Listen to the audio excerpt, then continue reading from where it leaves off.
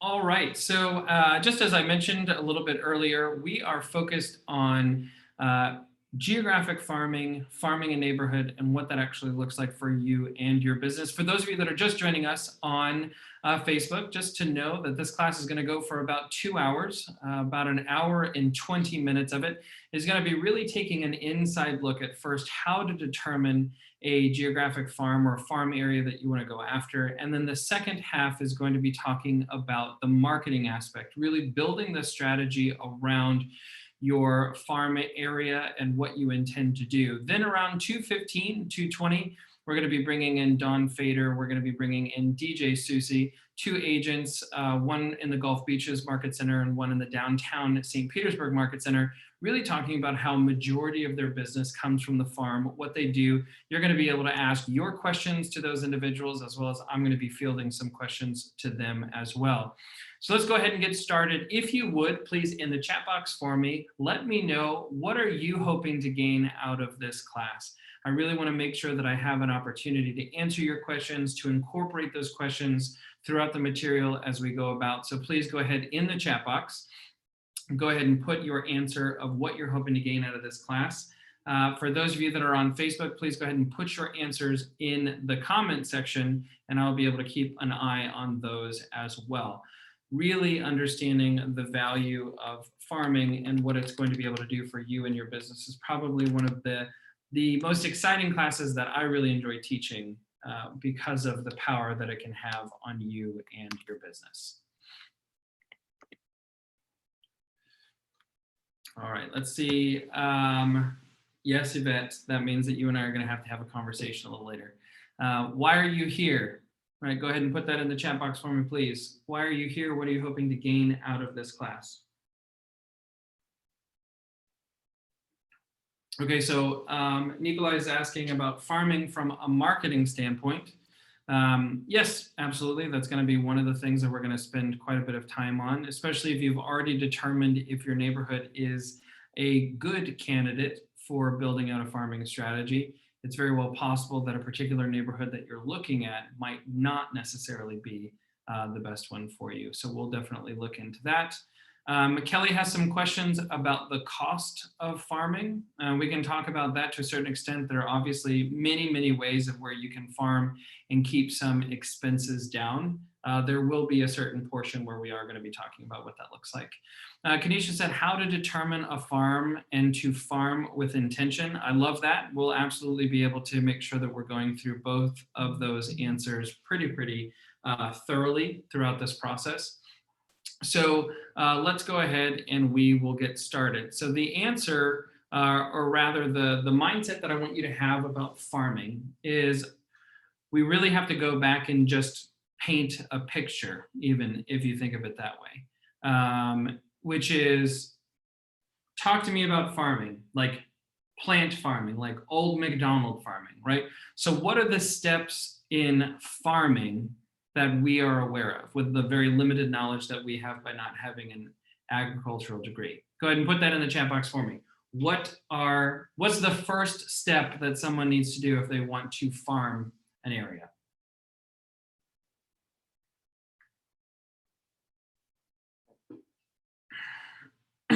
Yeah, so determine where you want to farm, right? Absolutely, we need to determine where we have to farm. And then Tammy said to prepare the soil. Well, here's the question. If I want to grow Christmas trees, is it going to be a wise decision to do that here in Florida, or at least here in St. Petersburg? If I was looking to grow strawberries, does it make sense to grow strawberries in upstate New York? Right, so we have to first determine the area that we want to be in, and then we need to make sure that it's an area that's going to be viable, right? So then Tammy said, then we're going to actually make sure that the soil is prepared. What next? What happens after we've determined an area and we have prepared the soil? What next would someone do if they were looking to farm some kind of crop?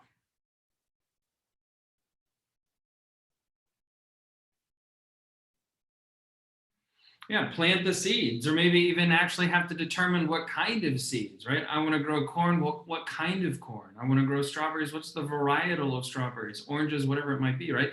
So I need to plant the seeds. And then what happens after planting the seed? I just walk away.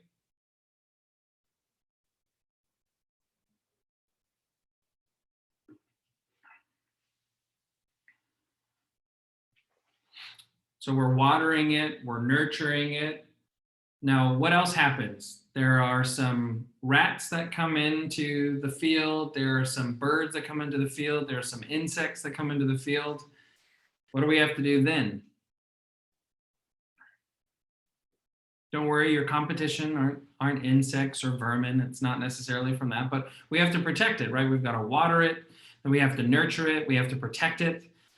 If there's going to be a freeze, we have to prepare it from the cold weather. If it's going to be extremely hot, we have to make sure that there's no drought. Right? We really have to nurture this. Do you think that a farmer is able to just pick an area, throw down some seed, water it, and then walk away and come back in a couple of months?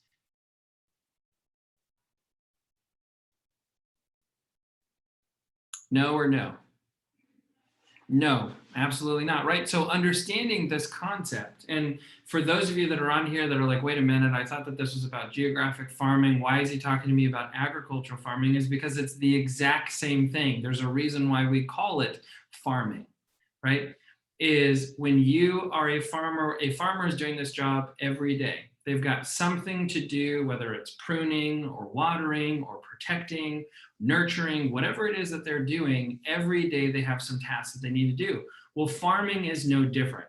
And now typically we have three areas of farming. We have a demographic, we have geographic, and then we have psychographic farming.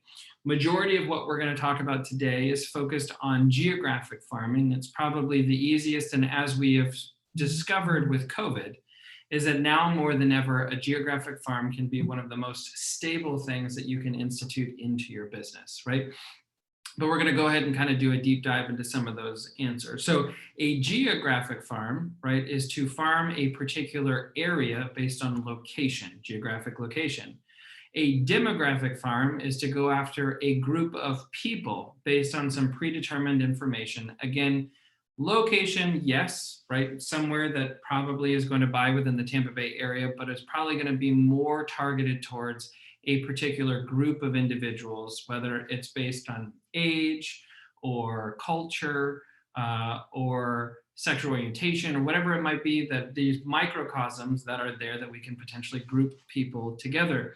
And then we have the psychographic farming. And psychographic farming is how people think or how they act.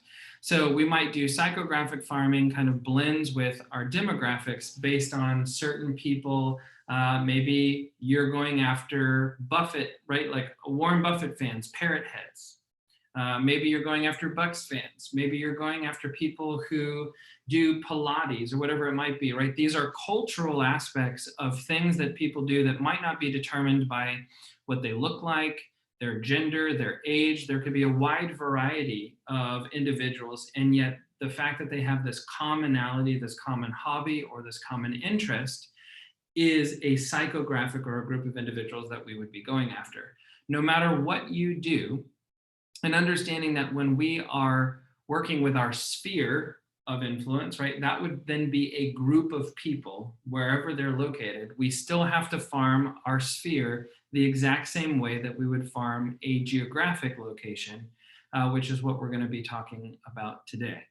So one of the things that you need to be understanding about when first taking that initial step of determining a farm area is to know whether or not it's going to be profitable or advantageous. And the way that we do this is we have to determine the total number of homes in a particular area, as well as the turnover rate, which someone had mentioned earlier. So when we're talking about turnover rate, there are some things that we need to take into consideration. What are pending and sold within the area? And then we would actually need to be able to see a trend of what that looks like. Right, so we would have to take that information over the course of, say, 2 or 3 years to really get an understanding. Do you think that last year was an anomaly in terms of what was going on with the market and the environment?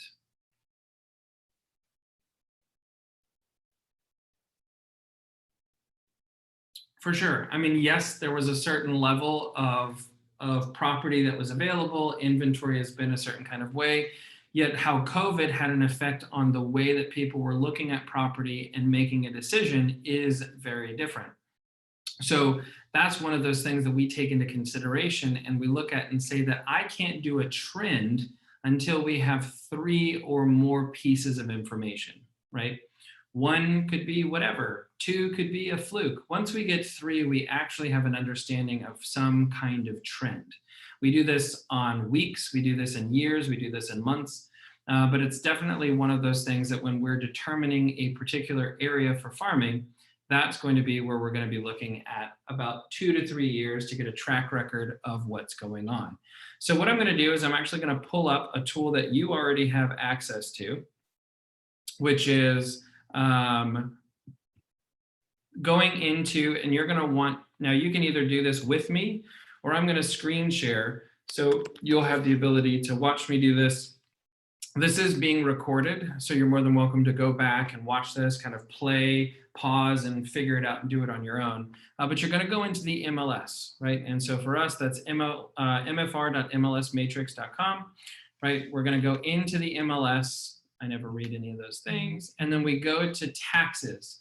Now in the taxes, I want you to click on the IMAP button, right? So we've got Realist and IMAP. Some of you like to use Remine. You're more than welcome to use any of those tools. I'm going to be teaching from IMAP. Now, you want to make sure that first and foremost that you're starting with your county. Now, sometimes it's preset to Orange County because the Florida Association of Realtors is headquartered out of Orange County. The MFR MLS or Stellar MLS is also out of Orange County and Orlando. So sometimes it kind of presets. I share this with you because I used to do this. I was in Hillsborough and I would type in an address and it would say no results found and I wouldn't know why it was saying that. So we first want to make sure that it's on Pinellas County. Now, you also want to make sure that it's on tax search. If we only do MLS search, this is only going to be based on the things that are in the MLS. And what we're looking for right now is we're looking for the denominator, right? The total number, the bottom number when we're going to do a fraction to figure out how many homes are in a particular area. So you've got 2 options here. If you live in a master plan community, or if it is a community where majority of the homes have the same legal subdivision, then it's going to be very easy. You can just go to the subdivision and you can type in the name, right? And I'm going to show you how to do that one first, and then I'm going to show you how to do it based on a mapped location. So for an example of this is maybe the Allendale Terrace neighborhood, right? So we're going to go ahead and put in Allendale, and I'm going to put in Allendale Terrace. And so then by just having that, we've got Pinellas County, right? I'm making sure that I'm doing a tax search, that my legal subdivision name is Allendale Terrace, and then I'm going to be able to click the search button. Now there's been some new construction, but there's usually about 387, 388 homes. I'm then going to take that information and I'm going to put that on a piece of paper or in an email or whatever works for you, your iPad. But that's my denominator. There are 387 homes in the legal subdivision of Allendale Terrace, right? So once I know my denominator, the 387, I now need to go to my numerator, which is to go back into the MLS. So I'm in the MLS. I'm going to go to the search. I'm going to do a quick search on residential. And now is where I want to find my information. So I'm going to do pending, anything that's kind of already under contract. And then I need to look at the solds. Now, the problem with this, and this is just telling you how slow I was, nobody ever explained to me what these numbers meant. And I clearly just didn't hit the button. So 0 to 180 means for the last 180 days or the last 6 months. If I wanted to see what's happened in this particular area in the last year, I would change 180 to 365.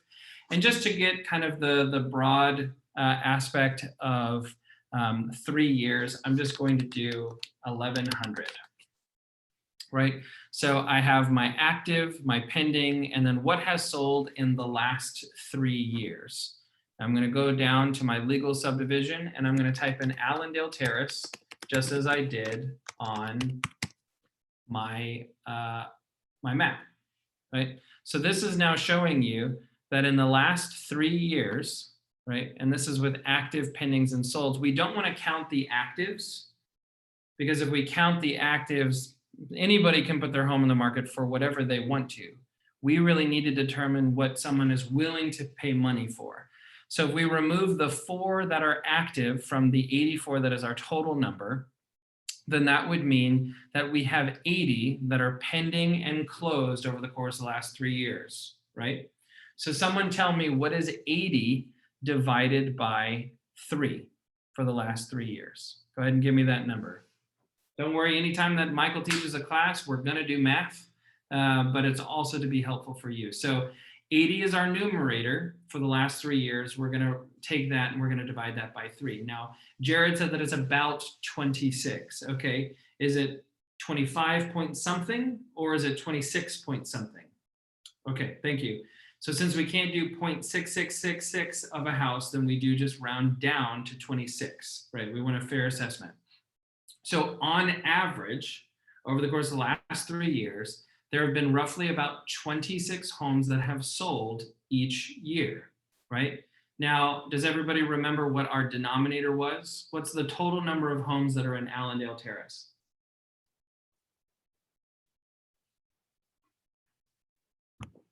387, right? So now what I want you to do is I want you to take the 26 and you're going to divide it by 387, and that's going to tell us the percentage of turnover rate in Allendale Terrace.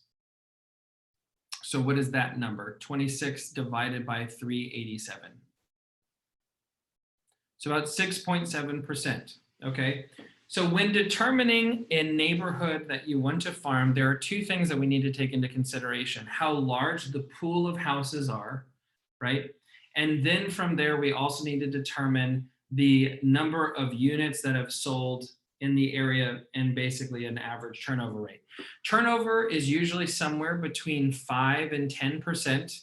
If we look at the average turnover rate in the city of St. Petersburg, right, there's about 110,000 homes in the city of St. Pete. They've had on average roughly about 7.5% turnover rate. So if we look at that number, say that for the city of St. Pete's about 7.5%, and Allendale Terrace is about 6.7%, what does that tell us about Allendale?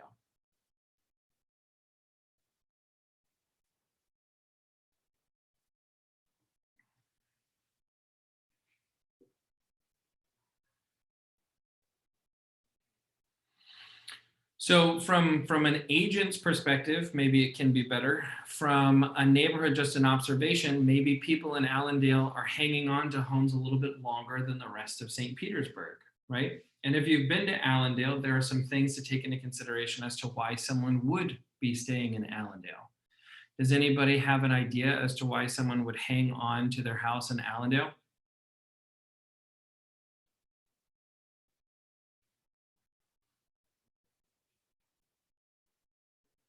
Good price point.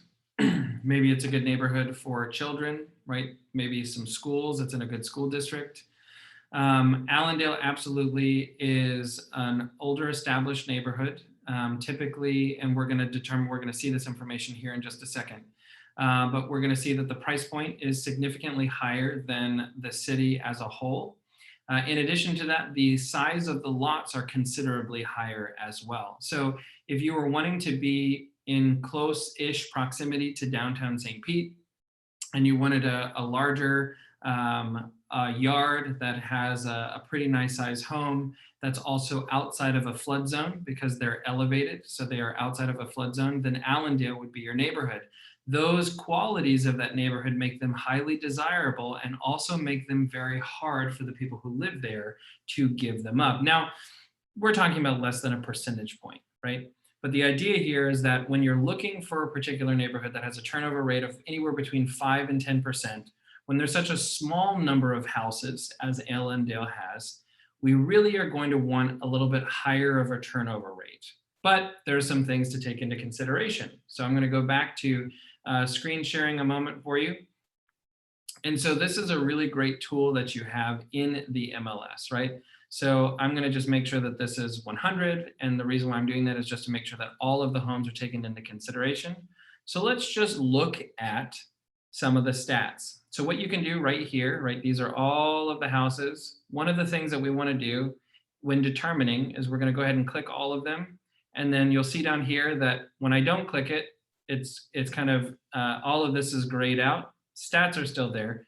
But what you can do is when you click here, you can do a quick CMA, you can export, you can print, you can do whatever you want. But with stats, we're going to go to tabular, and we're going to look at some of the recent information, right? So in terms of active homes in Allendale, right, average is about 4-bedroom, 3 baths. Median is 3 bedrooms, 2 baths with square footage. So someone tell me very quickly, what is the difference between average and median? So someone define average for me.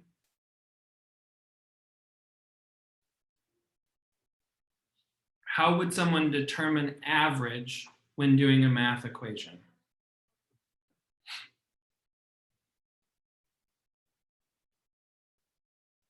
Got to Google, Siri, how do you determine the average?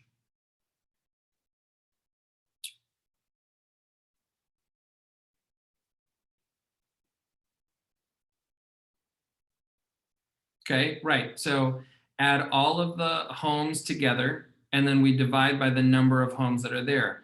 Now, is that a good determination of the average price of a neighborhood? And let's say in particular, a neighborhood like Kenwood, where you can have homes in the 200,000 range or homes in the $1.1 million range, right?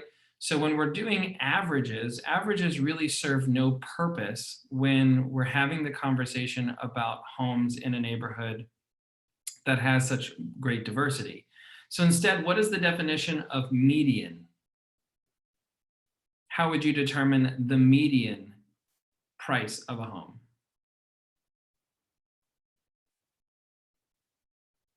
Right, so Trey said that the median is the middle of a sorted list of numbers, right? So we would take all 84 houses, we'd put them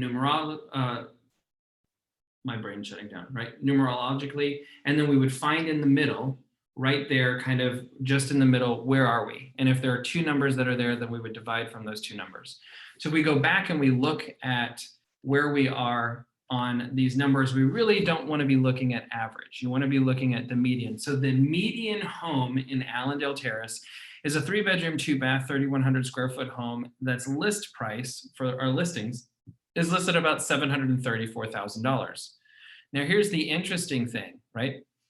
If we look at active, so active median price is a 3-bedroom, 2-bath, 3,100 square feet, and the average list price is $734,000. Yet what's getting people to make an offer on a home, the median is a 3-bedroom, 2-bath, 1,700 square foot for about $482,000. Interesting. Now let's look at the sold prices, right? So the average sold price in this neighborhood over the course of the last 3 years. Now, of course, there's been about a 12% increase in equity year over year. So we do need to take that partly into consideration. But on average, we have about 3 bedrooms, 3 baths for about 2,100 square feet. And the average list price was $430,000. The average closed price is $435,000. Now, this is not a class about doing CMAs. And yet, if you were to be speaking to a particular seller who's wanting $734,000 for their house, we can go Mr. and Mrs. Seller based on the data. The data is showing us that people are making a price, they're paying when it is priced appropriately, which is also where we can see in terms of our pending, when a price is a 3-bedroom, 2-bath, 1,700 square feet at $482,000, the average days on market is about 29, right? If we were to look at the homes that are still active with inventory still being so low because of their price point, the active days on market is about 49 median, right? And so that's something to take into consideration. It's very well possible that the homes that are active right now are overpriced, right? Now, with that being said, we're taking into consideration. So going back and looking at our data, there are 26 houses, right, that have sold on average over the course of the last 3 years. Now you can do average this way. We're just not going to do it about home value. We're not going to do an average on home value. So 26 homes on average sell every year in Allendale. Now, what did we say was the median price point of a home that has sold in Allendale Terrace?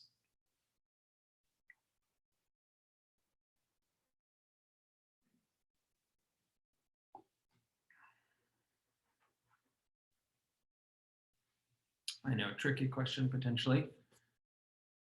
So 430 was its list price. It actually sold for 435, right? So the median sold price for a home is 435,000. Okay. So now let's talk about 435,000 as a price point versus gross commission income, right? So what I'd like for you to do, unfortunately, but this is how it is that not everybody's doing 3% commission, right? And so if we're to look at average commission on how things are going with concessions and everything else, what I'd like for you to do is I'd like for you to take 435,000 and I'd like you to times it by 2.75%. Or if you're doing this with a calculator and you're not quite sure how to convert percentages, then go ahead and take 435,000 and times it by 0.0275 and tell me what that number is.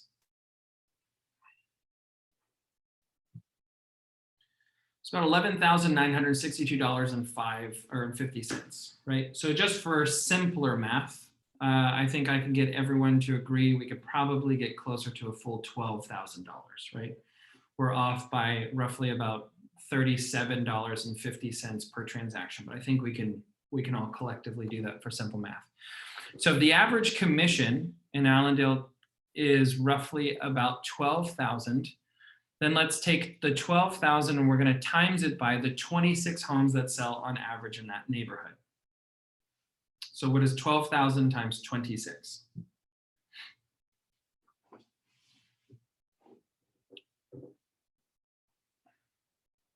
So the total number possible income on average, right? I know that again, we've got some anomalies. There are some houses in Allendale that are going to sell for 800,000, over $1 million. There's going to be some homes that sell at 400-ish thousand, right? We're going to take all of those things into consideration, but we're saying that there's basically about $312,000 of potential income for anyone that's looking to farm that particular area. So that's where we're going to take some things into consideration when we're considering whether or not we want to do this for Allendale, right? There's 26 houses. We know that there's an average of about $12,000 commission. So just out of curiosity, for those of you that are here, do you believe that $435,000 as a sold price is equal with, less than, or more than the average sales price in the Tampa Bay area? Is 435,000 more than, less than, or equal to the average sales price in the Tampa Bay area?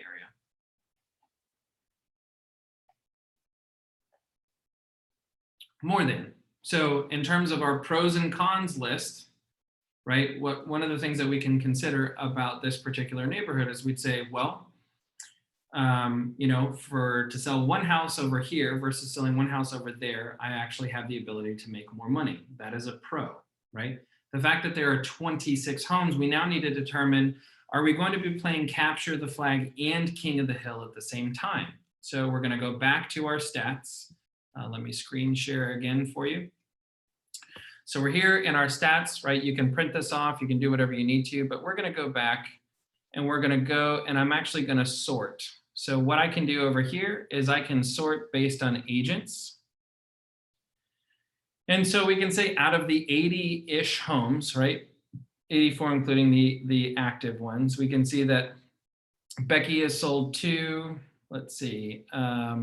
Denise Antonowitz has sold 4. Let's see. James Nagy has sold 2. Julie Jones has sold 2. Kevin has sold 2. Let's see. Leonard, who does new construction, right, has sold 6 of them.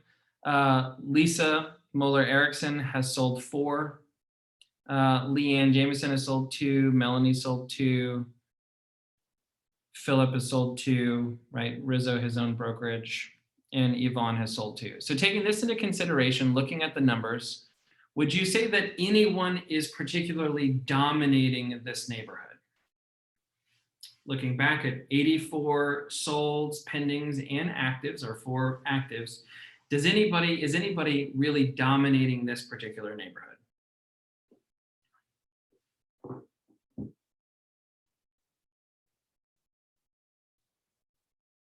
No. So the good news is, we got a lot of people who are playing in the sandbox, yet nobody's actually taking ownership of the sandbox. So that is a good thing, which means that you're not moving into a particular neighborhood or considering to move into a particular neighborhood where someone is dominating at a very high level. They live in the neighborhood, they're engaged with a lot of people, they have a very large percentage of that neighborhood. Again, around 215, 220, we're going to talk to 2 individuals, DJ and Dawn, who are both individuals who have more than 20% market share in their neighborhood. On average of what we've looked at, there is nothing more than about 8% ownership. And again, that's because of a gentleman who buys property and then sells new construction, right? Has torn things down and done it that way. So it's very interesting to look at these numbers. So that's a good thing. Now becomes the question that is, because of the fact that no one is particularly dominating this neighborhood, we know that probably about 50%, about half of those transactions are just going to be, my brother or my sister-in-law, or, the random thing is probably going to be about 50% is either I owe it to my last agent, or again, some family, friend, relative is going to help me sell the home, which means that we've got about a 50% fair game shot at going after some of these listings. And so when setting a goal, what is the percentage of the goal that you would like to have in terms of the ownership of that neighborhood, let's say within the first year, right? So if the idea was that within the first year, you wanted to go after 20% market share. Well, there's nobody in this neighborhood that has 20% market share. Let's look and see if that would be a goal that would make sense. So we have 26 on average homes that sell every single year. And it looks like there's no one particular person who's dominating the neighborhood very well. That would give us a real run for our money, or that every time that we go to an interview, we're going to be, it's us or them. That doesn't really show up in this neighborhood. So what would be 20% of 26?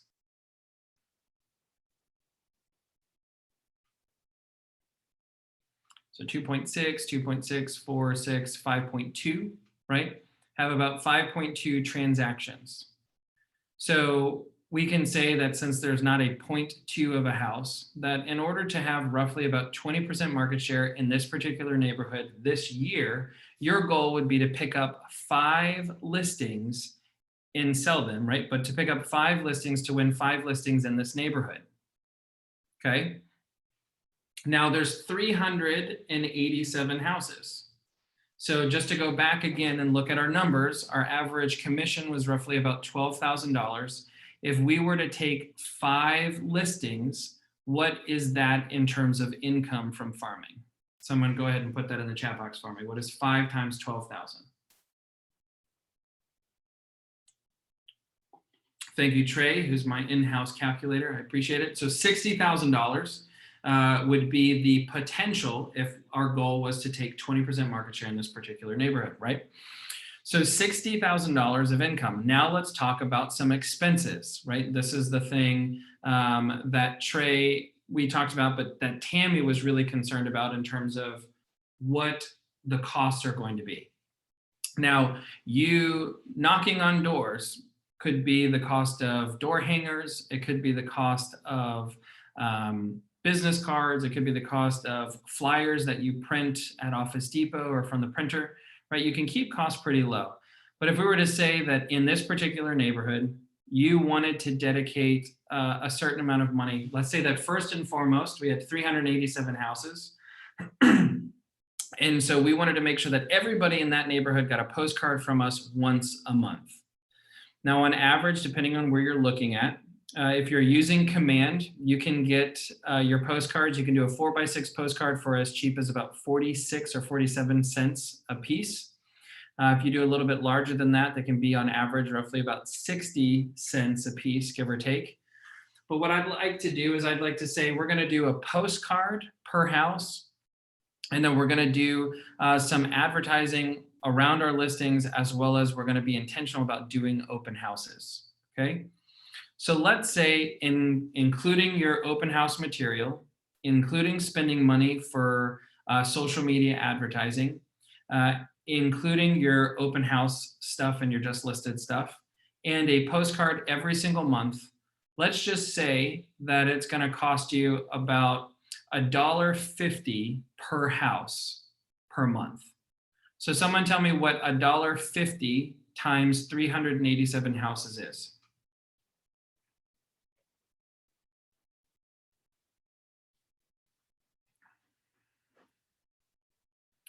So about $580 a month would be our expense for this farm. Now with the $580, right, what we're saying is that we're going to be spending about $300, or give or take. $300 is probably going to go towards our print costs, right? And now that also includes postage. When you use a print house like this, or you use a print house with Command, it includes postage. So about $300 for postcards. We could say then that you're going to spend roughly about 20 bucks a weekend on your open houses and some of your material that you do to door knock and other things. So that's our $80. So we're at $380 so far, which means that we still have about $200 to spend. Now that $200 to spend could be rolled into door hangers. It could be rolled into social media advertising. It could be rolled into maybe some sponsorship locally in the neighborhood. So roughly about $580 for the 387 homes. Now, Trey, what's $580.50 times 12 if we're going to do this on an annual basis? So $6,966.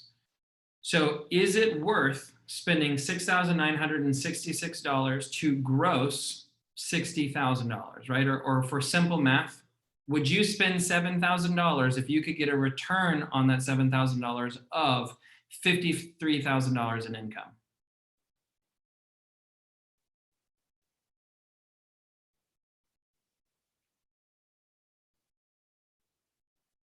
Yeah.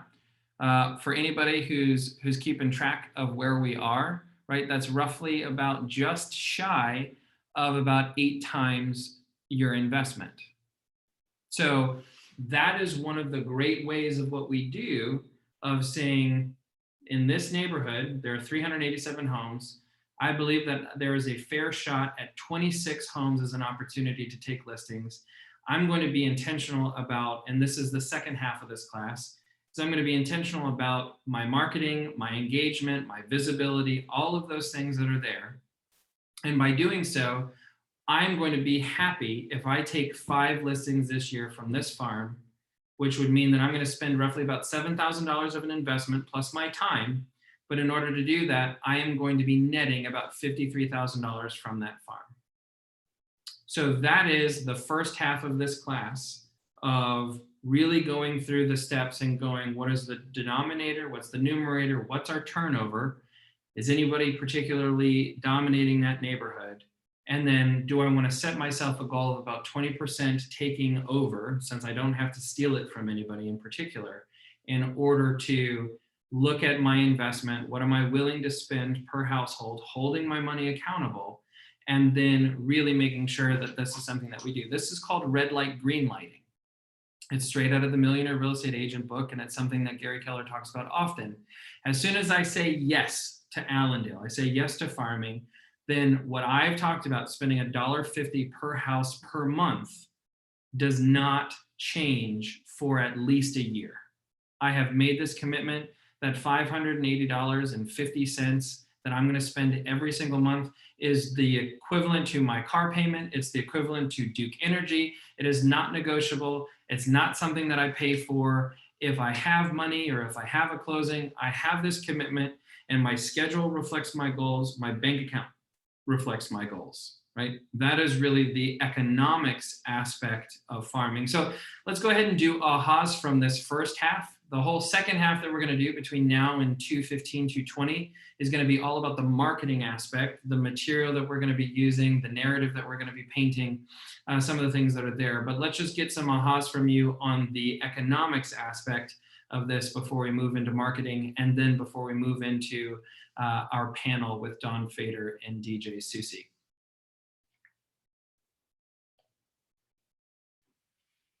As a reminder, AHAs stand for Agents Helping Agents, or Associates Helping Associates.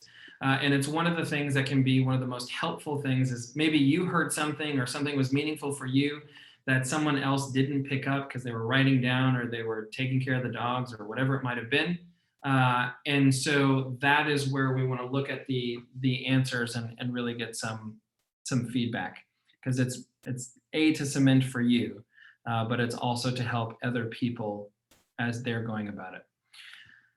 Let's see, Harrison said, don't just pick a neighborhood because you think it's nice. Look at the numbers to see if you will actually get a return on your investment. Excellent point, Harrison. And I hear this from a lot of people, which is, oh, I think I want to farm my neighborhood. Okay, great.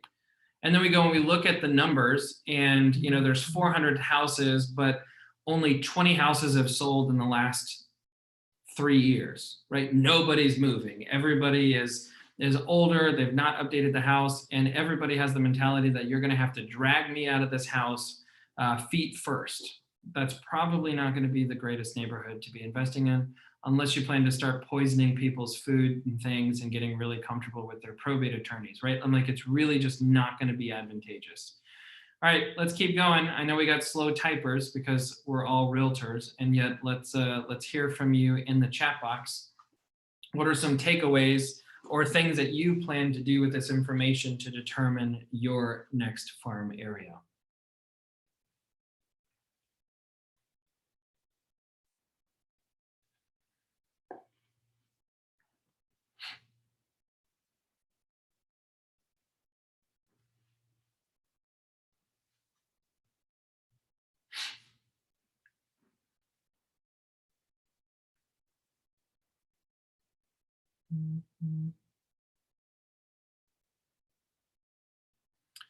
So Kelly said, must be consistent, right? Don't stop once you start, right? This idea of you're not going to just plant the seed, water it once, and then walk away and expect to have a crop at the end of the year, right? Tammy said, putting the work to farming plants and homes shouldn't be considered optional, a total commitment for a future investment. Absolutely, Tammy.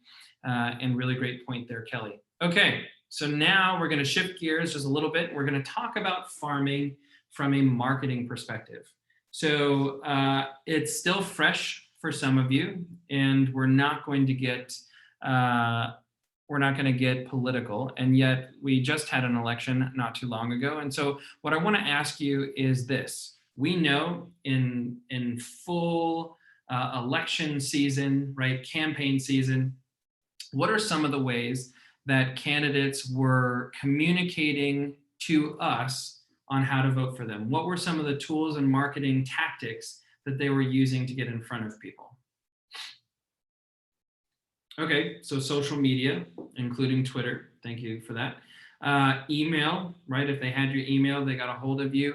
More and more were using text messages, right? Absolutely. What else? What else were people using?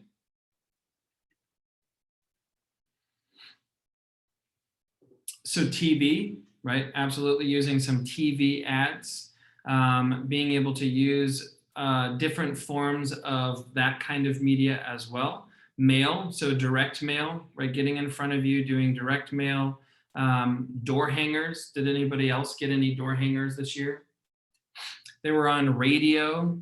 They were on Pandora and some of those broadcast versions of radio, quote unquote radio, Spotify and some other things.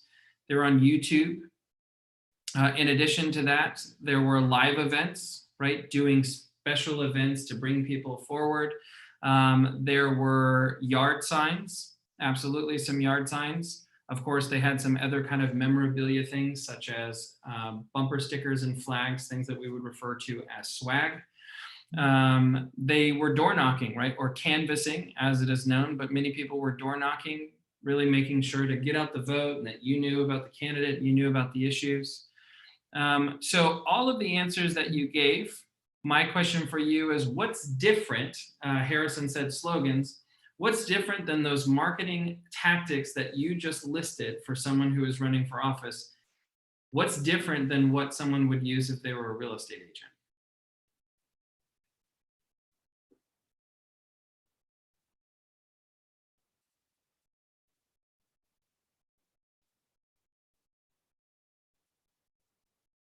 Yeah, not any. I mean, you might say, well, I wouldn't do TV. You probably won't do TV yet, but I promise if your team gets big enough, you would absolutely be using television, right? You would be using advertisement. You would be on park benches. You'd be like John Morgan. You'd be on every bus and you would do everything because that's the amount of leads that you need. So what I always love to do when I'm teaching this class is I really want you to be in the mindset that you are running for mayor of your particular neighborhood. You're running for mayor for your particular neighborhood. You're running for student body president for your sphere of influence. But the mindset is we are constantly running for office. So we're doing our postcards, we're doing our door hangers, we're doing our door knocking, we're doing special events, we have slogans, right? We've got the key to Kenwood, who's going to be on here at around 2:15. I wanted him to be the king of Kenwood, and he fought me for that. So when he does join us around 2:15, if you would call DJ the king of Kenwood, it would just make me happy, and it'll probably turn him red. The idea, though, is that everything that we do around this conversation is to really look at it from that lens. And now, from a political perspective, and I was a campaign consultant as well as a campaign manager on some of this stuff, is that we really talk about there's two aspects of when someone runs for office, right? So you have to get elected and then you can govern, right? So we're not talking about governing, we're not talking about policy, we're not talking any about those things. But when someone is running for office to get elected, they are no different than you as a realtor. It is the closest business parallel that you can have to what we do. You are your brand, your image is your brand. So there's a lot of those things that we need to absolutely be important and focused on with 100% concentration. So that is where we start to look at whether it's a particular farm. Now, if you read the Millionaire Real Estate Agent book, right, which was written in 2004, they've got a second version that's on the floor of Gary Keller's office. And it's being revised, and we'll probably have a copy of that within the next year or two that's been updated. But understanding that back in 2004, they were talking about it could take you anywhere from 12 months to 15 months to see a return on investment from your farming if you were to send one postcard per month. Now, what we're going to be talking about doing is that farming is very much like an onion. It is layered after layered after layered. And so we want to be able to build on top of each one of those layers. And so we send the postcards. By sending the postcards, we do something that is from Gene Rivers that's called Mail Call C, right? So we're going to mail them something. Then we're going to call them about it, right? So it's, hey, Kimberly, this is Michael Reedy. We actually sent you a postcard not too long ago. Just wanted to see if you received it in the mail. Oh, you did? Fantastic. Well, did you have any questions about what was on the postcard, or do you have any real estate needs this week that I can help you with? Break script. If she said yes, then I'm going to answer her questions. We're going to go see her. If the answer is no, then we're going to go, absolutely, not a problem. If you don't mind, I'd love to be able to check in with you from time to time. And if you do have any real estate needs in the meantime, please feel free to give me a call or shoot me a text. This is my personal cell phone. Have a great day, right? So we've got the mail call C aspect. In addition to that, I have already said to myself, I want to do 4 open houses a month, or I want to do 6 open houses a month. Well, now I'm going to be intentional about doing open houses in my particular farm area, whether it's my listing or not, whether it's my brokerage's listing or not. If there's an agent with Charles Ruttenberg that has a listing in your farm area, you are the mayor of your farm. You're going to own it. And so you're going to call that agent. Hey, Chris, this is Michael Reedy with Keller Williams. Actually, I live close to the Allendale neighborhood. I saw your listing. Congratulations. I'd love to be able to hold it open. Now you might go, will an agent from another brokerage allow you to do that? Absolutely. If they're not doing it, nobody else has asked them to do it, then great. If they say no, well, then you're not going to win them all. That's okay. But let's say that you do get that open house for that listing, even though they're with another brokerage. Now, this is only going to happen for so long until they see that you start to become the king of your neighborhood, and then it might change. But the idea is that then you're putting out your open house signs. And if there's anything that I would encourage you to personalize and put your face on, it's everything, but it's also your open house signs, and the open house signs should look consistent with your for sale signs. Because imagine there's going to be that one Charles Rutenberg sign or whatever brokerage, I'm not picking on Charles, but there's that one there's that one listing sign, but then there's 15 of your face and your signs leading to that listing. Just the mere exposure of you through those open house signs is impactful in that particular neighborhood.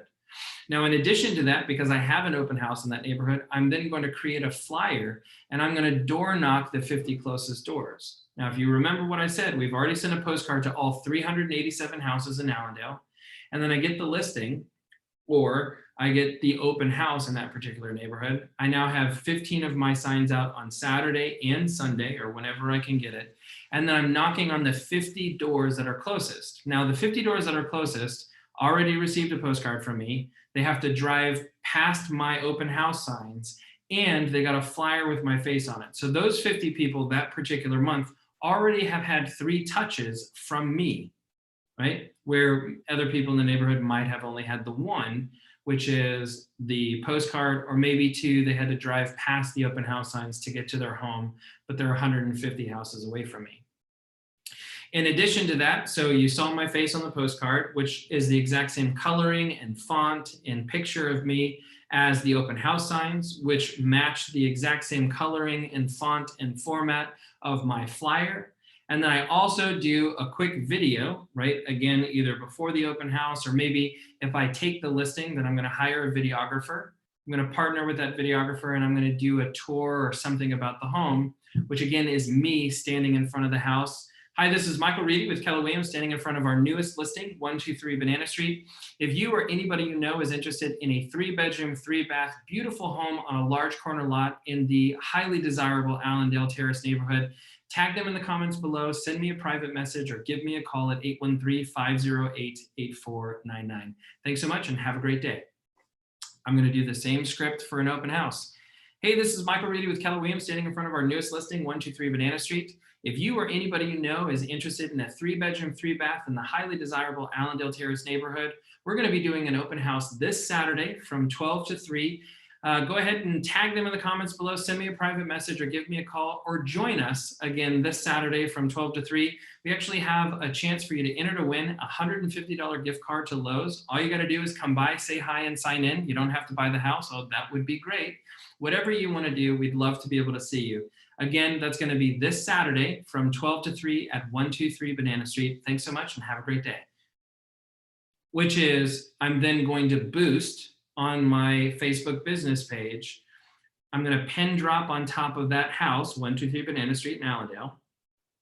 And then I'm going to do it within 1 square mile of that particular pin drop, right? So anybody who's my friend on Facebook is seeing me do the activities, they're seeing me talk about the activities, but then the people who live in the neighborhood, they've received my postcard, they see my custom open house signs as they go to the open house, they receive the flyer if they were the 50 closest door, and everybody in the neighborhood plus then some, right? Because 387 houses does not fill a 1-mile radius. They're all seeing me on social media. And so the way that it works based on that pin drop is anybody that taps into an IP address that is located within that 1-mile radius of that particular home, if I just do it a blanket target, I can also kind of narrow down even further, then I can really focus on those individuals. And then anytime that they're on their phone, their laptop, whatever it might be, they also get to see me on social media. Now, those individuals, if you lived within the 50 closest houses, have now had postcard, open house sign, flyer, and social media. If not those, then we've got some people who might have had postcard, open house signs, and social media, or we had people who had postcard and social media, right? So this idea of what we're doing is we're layering on top of the activities that we're doing. Now, do you think that the postcard by itself is as effective as doing all of those other touches, or do you think that those other touches are going to be helpful?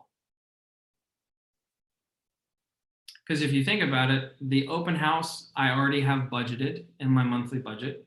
The open house flyers are a part of that budget. The social media things were a part of my budget as well, of what we talked about. And a social media advertising, something like that, which you can post that video live on, say, Thursday, you've got an open house on Saturday or Sunday. You can run that advertisement for 4 days with an average of $5 a day or whatever it might be, using your campaigns in command, or even just using social media, Facebook in general, is a really great way of getting in front of people. Now, in addition to doing all of those things, then there are some other opportunities. And we're going to talk about this quite a bit when I have both DJ and Don, both who do different things but are very intentional. Is, if you remember, we're in the people business until they have a real estate need, and then we're in the real estate business. And so the concept here is that you're also then going to be showing up as a human being. What I would not suggest is for you to pick a farm area that you are nowhere near. And I hear this from a lot of people that, I'm in the downtown market center and I'm looking at Jungle Prada, right? For anybody that's over by Jungle Prada, it's a great neighborhood. I've already run the numbers. It's a larger pool, great turnover, blah, blah, blah, blah. So that's a freebie. Look at it and see if that's one that you want to do. But the idea is Jungle Prada doesn't work for me. I live in the Grand Central District. That's 20 minutes away from my house. I don't shop at that Publix. I don't shop at that Whole Foods. I don't have any kids that are going to play at that park. I'm not going to walk my dog through that neighborhood. It's not advantageous for me to do a farm that is that far away from me, because I'm not able to do some of the other layers that are involved. So this concept is, additionally, we then think about and start to watch the activities that people do. So if people live in Allendale, then they're probably going to go either to the Publix on 38th, the new Publix, not the old Publix, on 38th and 4th, or they're going to go to Rollin' Oats, right? In addition to those two things, they're probably going to go to a dry cleaners within a square mile of the house, right? Very rarely do people use the dry cleaners that's near their work. More often than not, dry cleaners are taken on like Saturday morning or when they're cleaning the house, and so that's done within 1 square mile. I now am going to be strategic about trying to build a partnership with the local dry cleaning company. Hey, can I buy your saran wrap, or can I buy your, the little white paper things, and can I somehow co-brand with you, whatever that might look like. Pizza companies, same thing as Chinese restaurants. So pizza restaurants and Chinese restaurants typically build their business model based on a 1 square mile radius. So I would potentially partner with a local pizza company and see if I can't do advertising. I'll pay for your boxes. I'll pay for your boxes, what you use on a monthly basis, but then I can put whatever the hell I want on the boxes. So maybe I'm going to do a flyer, and the flyer is going to be on the inside of the box, right? So every time someone opens up the box, it's glued to the inside of the box, but it's some information about me. I'm going to be doing some consistent layering. I'm going to be showing up to those places, and I'm going to ask the questions, which are, when people are home, what is it that they do? When people aren't home, what is it that they do? And so if a lot of people walk the neighborhood, if a lot of people go to that local dog park, if a lot of people go to that local grocery store, or they go to the local bar class, or they go to the local yoga studio, right? We're going to take in some of those things, and we're going to make sure that our activities reflect the goals of the neighborhood. So as you can see, we're doing social media, we're doing print marketing, we're knocking on doors, we are building relationships with the local businesses, right? Because the local businesses also have relationships with those individuals. So I'm building business to business partnerships. I'm doing my open houses and making sure that I'm visible. I'm walking my dog in the neighborhood. If there's a neighborhood association and I want to be a part of it because I live there, fantastic. If I don't live there, then maybe I can sponsor a local association meeting. In addition to that, we've got some really great neighborhoods. So some of those neighborhoods do things like porch parties, or they do sunset watches, or they do, like Allendale. Allendale has a huge garage sale that happens in the fall. Having that conversation where I can do one of two things during the garage sale. I can either A, hold my own garage sale, which means that I'm stuck at my house and I'm stuck with the people that are coming through. Or maybe I grab coffee and hot chocolate and Danishes and I throw them in, a red wagon, and we walk around the neighborhood to all the people who are doing the garage sale in their own neighborhood and offer them coffee, donuts, pastries, whatever it might be. The idea is that you are immersing yourself in this particular neighborhood as if you are running for office. And guess what? You never get elected and you never get to stop running. But this idea of time on task over time beats talent every time. I probably say this on every other class that I teach, but it's my favorite quote. That is, time on task over time beats talent every time. You know, it's fresh. It was just last Sunday. Tom Brady is a perfect example of someone who is time on task over time beats talent every time. And it hurts me to say it, but here we are.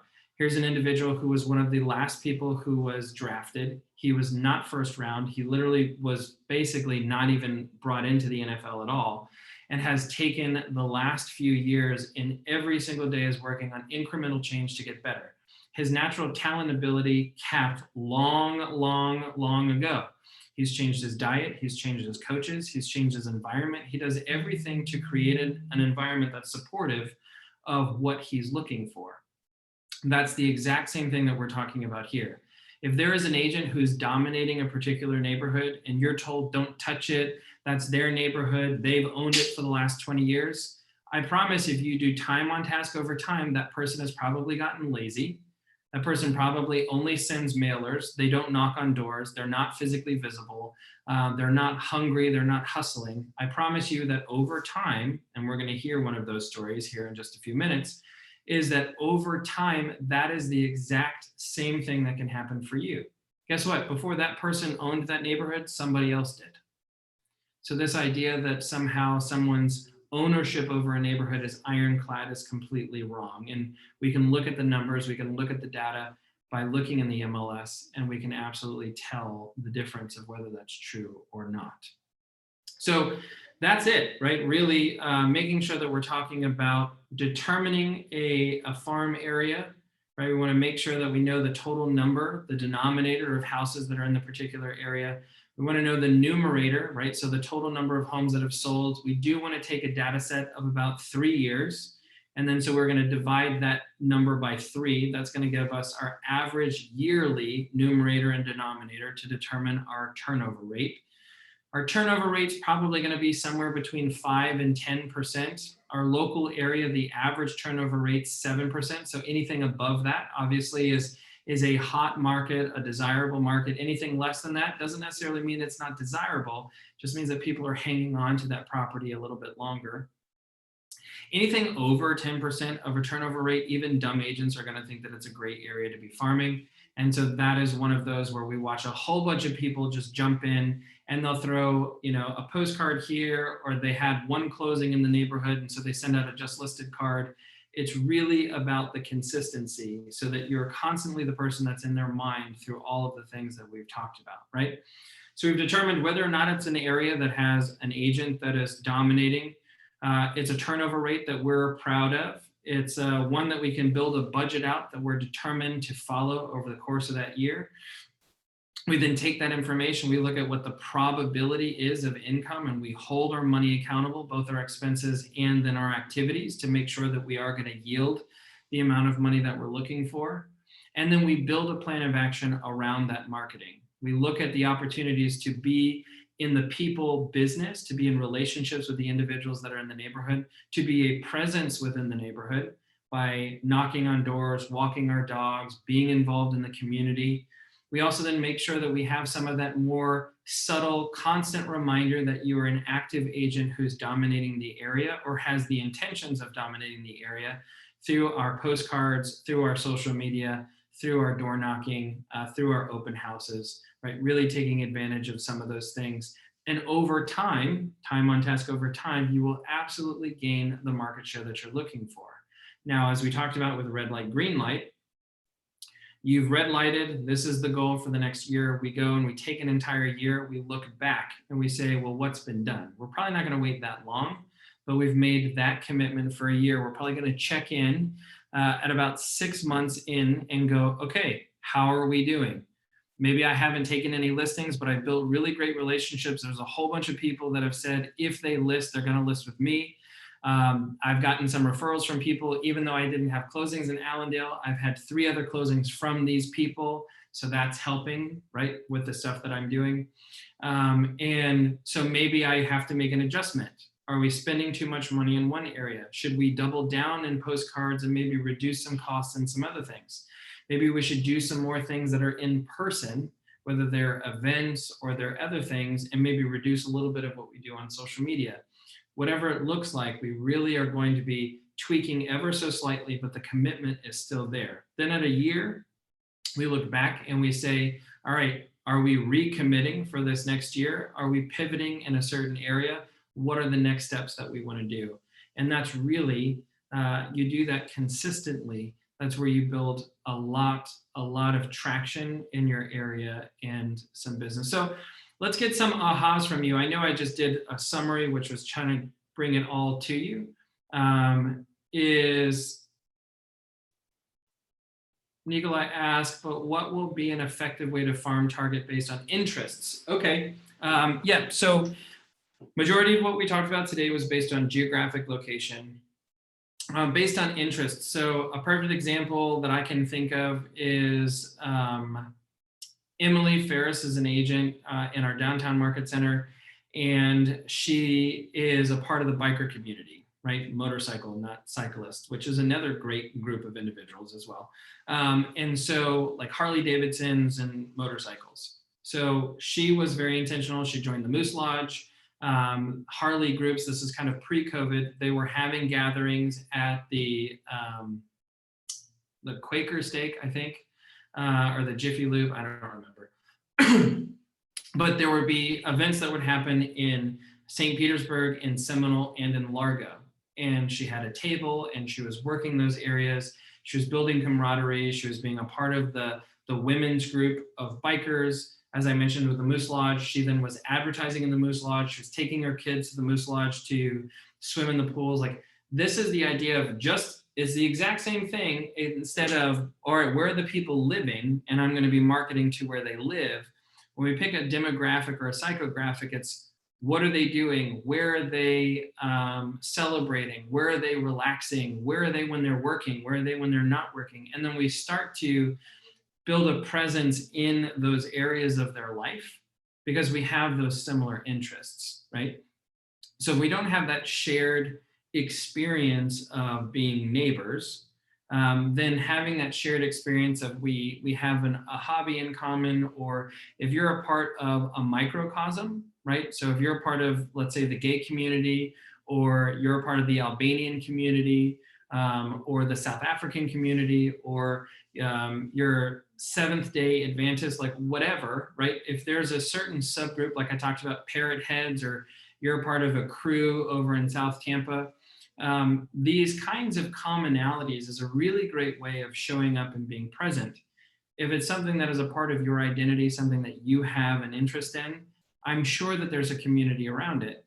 And just as Jason said, there's a perfect example of this, which is he joined a golden retriever meetup. So meetup.com is a great tool to use. You can find people new to the area. There are golden retriever meetups. There are Great Dane meetups. There are recently divorced meetups. There are running group meetups. There are alcoholic meetups, right? I mean, there's vegan meetup. There's writers. I just saw at Black Crow, there was an entire group of people who want to be poets and writers, and they meet out in the courtyard. They meet every Saturday morning and they all kind of share an assignment. It was super cool to watch them do it. You know, cute for you. I'm not going to do it, but it was great. Those are all from things like Meetup. And like Jason said, he'll be sponsoring one of the monthly meetups, which has about 75 attendees. Right? This is a really great way to get in front of people and do some activities. As Harrison pointed out, there are also a lot of groups on Facebook for neighborhoods. A lot of out-of-state people join looking for recommendations on where to live, right? I Love St. Pete has it almost every day. Someone saying, we're gonna move down there in the spring. Where should we move? What neighborhood should we be looking at? You wanna be a local expert and look at some of the ways that you can get in front of people. Is absolutely one of those ways. So I hope that answered your question a little bit, Nikolai. Of course, we can build a little bit of a strategy around that a little bit later. But let's get some ahas from you. So from the marketing aspect, right, the second half of class, or everything that we've been talking about since 1 o'clock, go ahead and give me some ahas. We're going to do about 3 or 4 of those, and then I'm going to be pulling in Don and DJ for our discussion around how farming has been a part of their business. So let's see some of those answers in the chat box for me, please.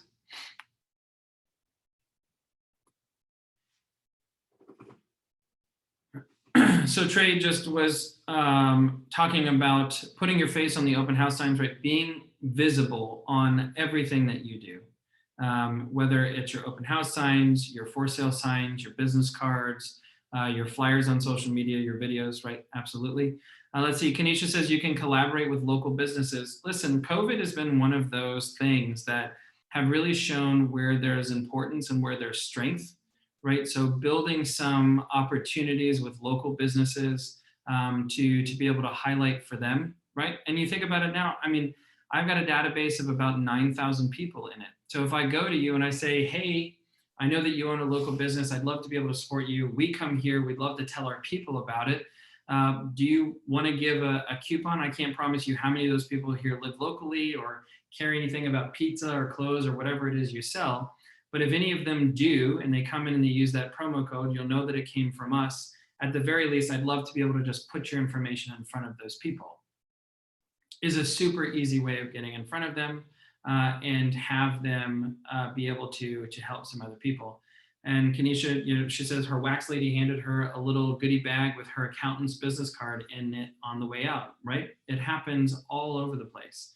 And you absolutely can. Let's see, Harrison said, repetition leads to recognition, which leads to business. Time on task over time beats talent every time.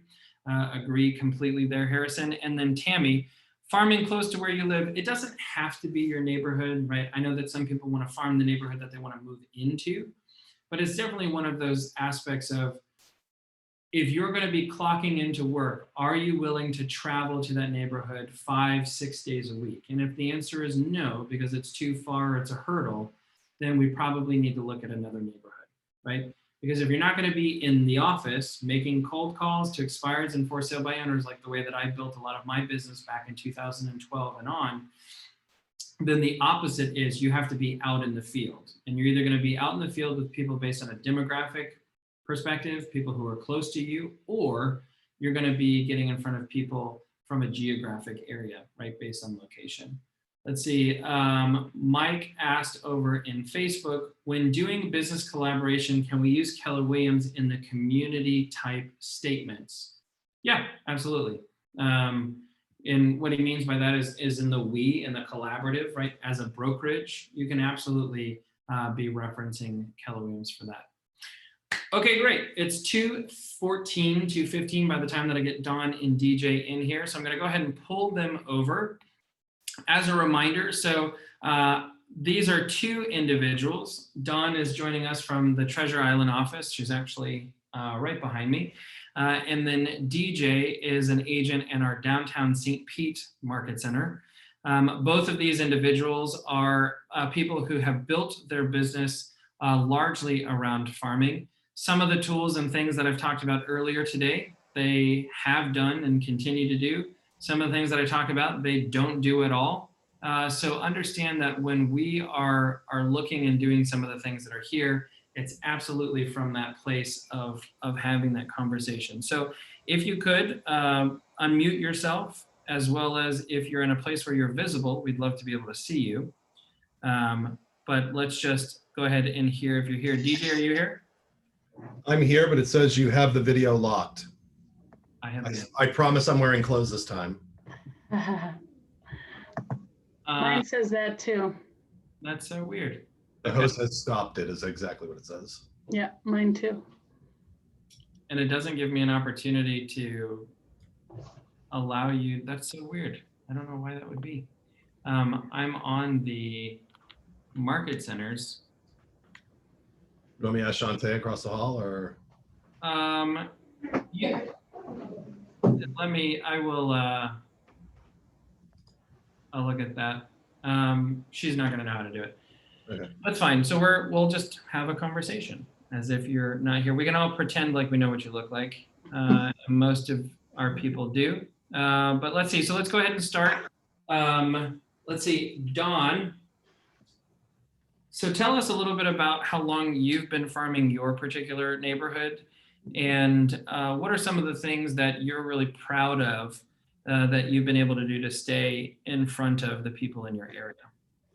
So I have been in the business for about 17 years. And I've started with Keller Williams and I'm still with Keller Williams. And I started on Sunset Beach and I'm still farming Sunset Beach. Okay. So I really got started, honestly, I got started in real estate just because I was doing marketing for golf courses and resorts around, kind of on my own with a friend of mine. And we're doing it, you know, we had our own company. And when I moved to Sunset Beach, everybody was always talking about real estate, just in general. And I just started listening and I started, you know, I got my license and then I just kind of started, it wasn't because I was necessarily wanting a career in real estate. It just kind of happened. Like I said, I've been very involved in my community. I've been involved with our civic association for many, many years. For basically all that time. I take breaks every once in a while, but I've served as on the board of directors for many years. I am on the board of directors right now. And our civic association is all about, it's very non-political. It's all about having fun, having parties, having Italian dinners and luminaries and Christmas strolls and events. And so I've done basically 100% of what I've done is through meeting people face to face in the neighborhood. And again, I've been doing that. I think you asked what I was proud of. I guess it's probably that I'm still doing it 17 years later, still the same people, still the same, you know, and I've grown to the point where, you know, I get a lot of referrals. The majority of what I do are referrals from past clients or just people that meet me at all of the different events. Awesome. No, and I definitely think that is helpful, and I'm sure that it will echo to a certain extent. So DJ, same question. How long have you been farming your area, and kind of what are you the most proud of that you've been able to do in your farm? I've been farming my area consistently for 2 years. And I've been doing it for 3 years, but really consistently for 2. Just dabbled a little bit in the farming. So, I mean, I really, as I look back, it really kind of started more localized even within the neighborhood, starting from the block that I live on and continuing more. Did you just do something? My screen just changed.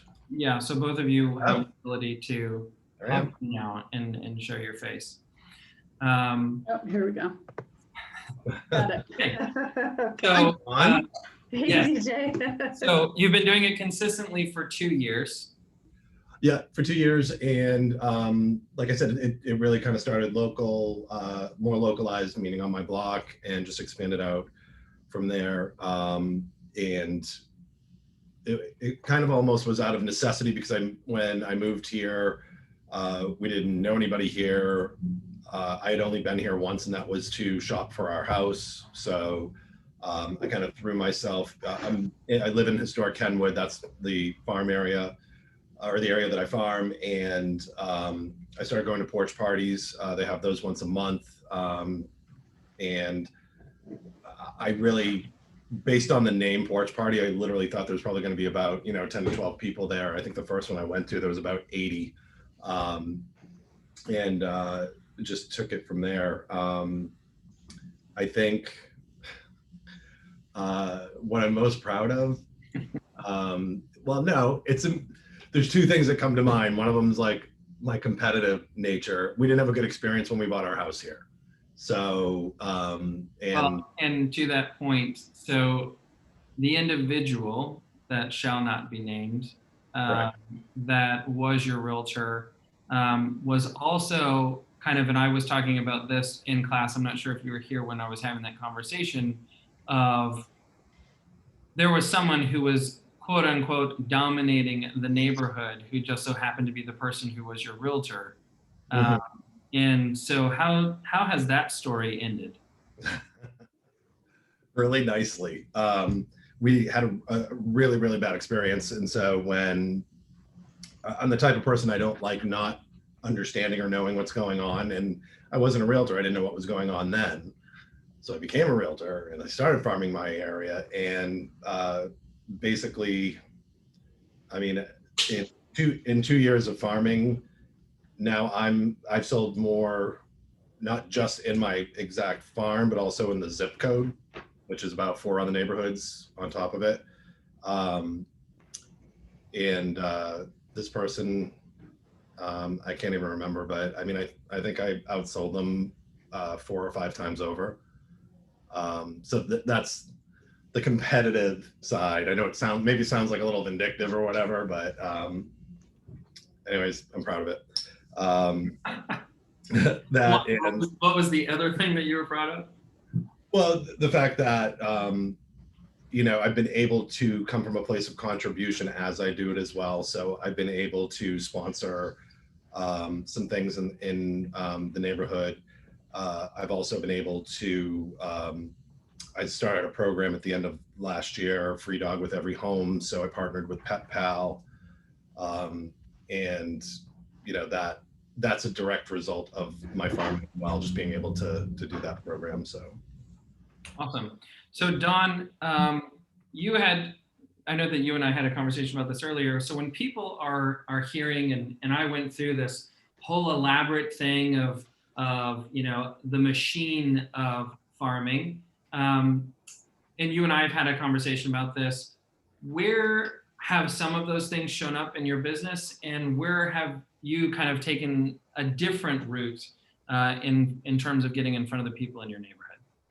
So pretty much everything I do is face-to-face. I started doing postcards probably 6 years after I joined real estate, and that was because I was getting postcards from the Lockharts and I didn't like it.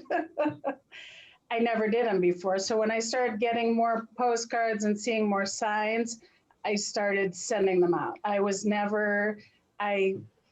I'm just a little bit unconventional. I really don't do anything that I'm supposed to do.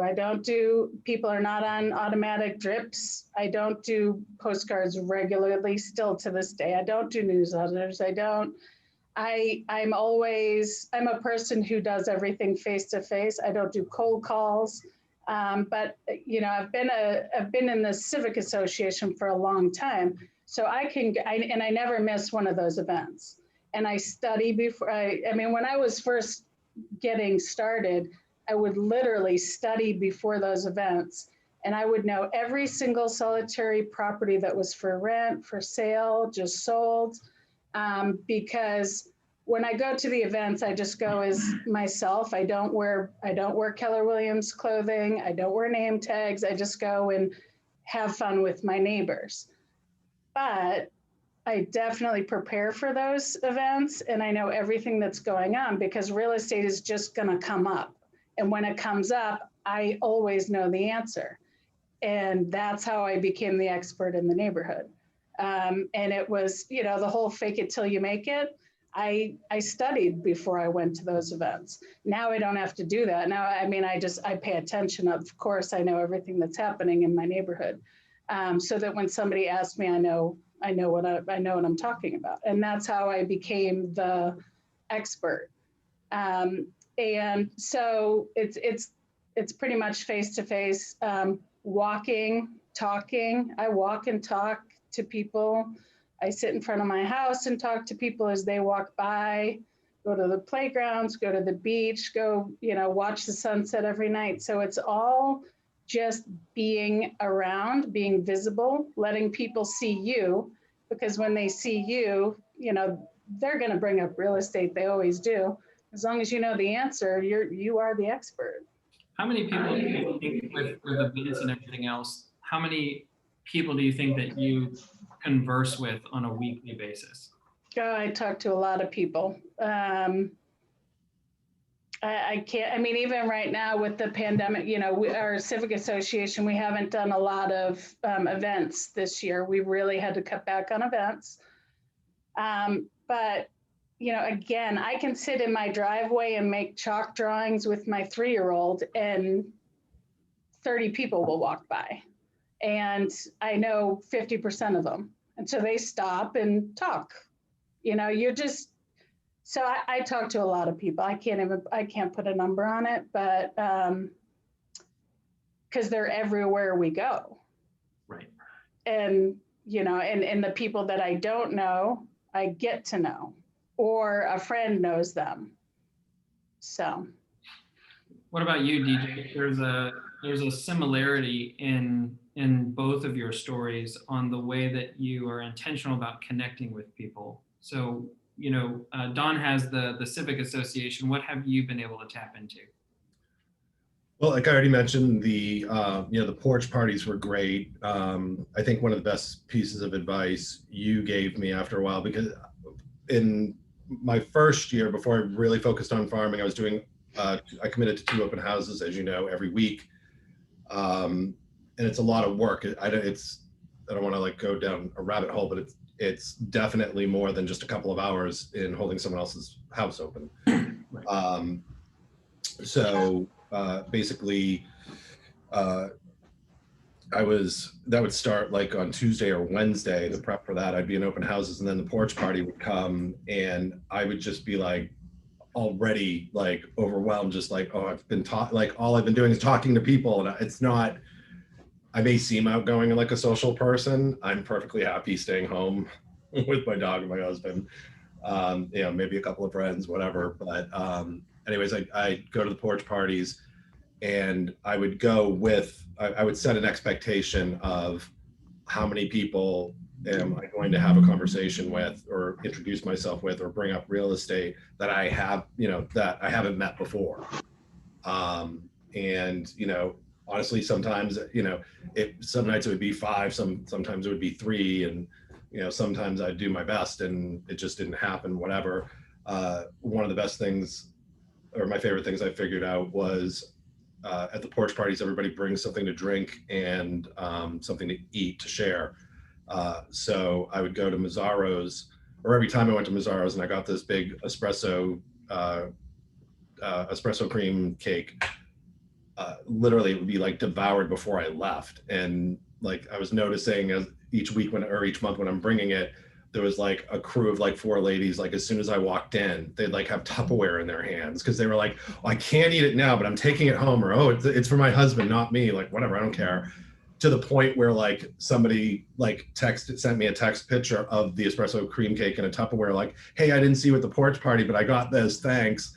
And I was just like, oh, cool. Like part of it is just staying top of mind. So it's like, I made that like my signature, like anytime there's something where we have to bring food for the neighborhood, anything, it's that. Also, I started delivering the newsletter for a section of the neighborhood, for the neighborhood association, volunteered to do the ad sales for the neighborhood association. I mean, besides that, I'm walking my dog in the neighborhood. I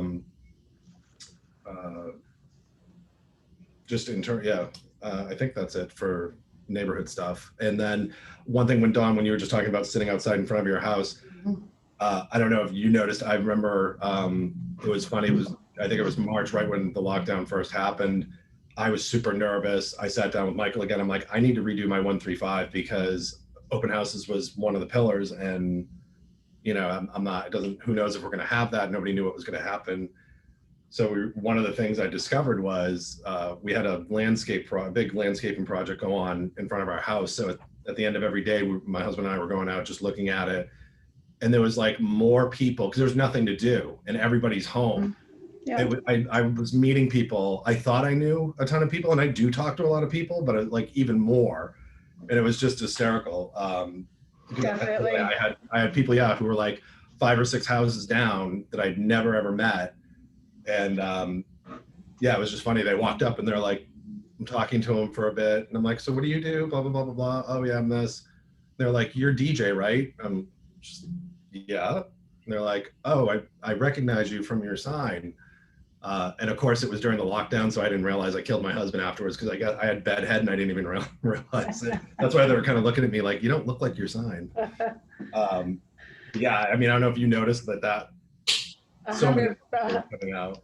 Yeah, 100%. So, you know, and they're all all these people, they were all in the same boat as we are. You know, some were scared, some were, I mean, being a resident, we were thrilled that there was no people around. We got to enjoy springtime on Sunset Beach without spring breakers, without tourists, without people, without parking. So we were all, you know, we were very nervous, but we loved it. We got Sunset Beach like nobody has ever had it other than people who lived there back in the day. And it was awesome. And so it brought people, it very much brought people together, and you talk to people because what else are you going to do? You're not going to, a lot of people weren't going to work, kids weren't going to school. People were outside gardening, you know, planting COVID gardens. So it really was a time, I think, to really connect with people on a deeper level because, you know, and I feel like my life, I'm always in a rush, and I wasn't in a rush. I slowed down and I took the time to talk to people more. Instead of talking to 100 people in a week, I talked to 50 people, but I talked, you know, I asked questions. I got to know these people more on a different level. So it was great. Yeah, I mean, I had people who literally, I had two different gentlemen who literally came and knocked on my door and were like, hey, we want a list, you know. I mean, talk about reverse door knocking. It was like, that's pretty good. Yeah, that's pretty good. Yeah, I mean, it was not even just that there were conversations, it was like useful conversations, you know, around the neighborhood, real estate and whatnot. And it wasn't calculated. It just works that way. Same thing when I go to the porch parties. It's, you know, I didn't wear a name badge. I just don't, nothing against anybody who does. I just don't. And when, you know, it's just a natural part of a conversation. When I ask somebody like, oh, I haven't met you before. Are you new to the neighborhood? Or what do you do for work? You know, it's just, you know, polite conversation. And they're going to then end up saying, oh, what do you do? Yeah. And I felt like this year with COVID too, because you're spending more time talking to people, and I mean, we always help people. That's what we do. We're in the business of helping people. But I felt like it helped people at a totally different level this year because, you know, 1 month in, you know, you're just sharing people's fears and pains and this and that. And then, you know, as time goes on and people start reevaluating where they want to be, what they want to do with their life, because that's what everybody's done in the past 10 months. Where do I want to go? Do I need to upsize? Do I need to downsize? Do I want to be near my kids? I haven't been able to see my kids in 3 months. I need to move. I just feel like I'm helping people a lot more. I mean, and most of what I sell is second homes. So it's not a need. Second homes are not a need for anybody. It's a luxury.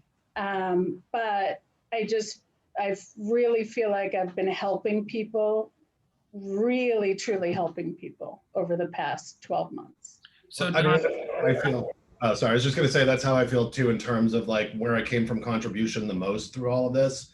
I think was people, for me, it's not second homes, but people like, hey, would you mind just coming to take a look at my house? I have this time on my hands. We're going to do some home improvements, but we don't want to over improve, you know, and it started the conversation and the relationship. Sorry, Michael. Yeah. I was going to say the question's for both of you. So how did you do last year versus the year prior? And also kind of what percentage do you think of your business is people that you are actively approaching and then people that are approaching you? So kind of what's that mix of, as you've established in a farm, are you constantly doing kind of these cold follow-ups, or is it organically changing in terms of the mix of the come list me's versus solicited? I did better than I've done in any year. I did about 12.7 or so on my one-man show. I don't have an assistant. I should, but I do my own thing, which is better than I'd ever done before. And I took 3 solid months off where I did not work. And so I had a very, very busy third and fourth quarter. It was a very busy time. And what was the other question? So like in terms of you've established a relationship, you're connecting with people, what would you say is the mix of the business that's coming from your farm that are kind of like come list me calls? I would probably say every single thing I did last year was a come list me, because it was people, again, I took the time to stop and listen to people. And when people said, oh, we're carrying this house, we really don't need it. We want to spend more time with our kids in Pennsylvania, but we have this big house, so we feel like we need to be here, So I would listen to them.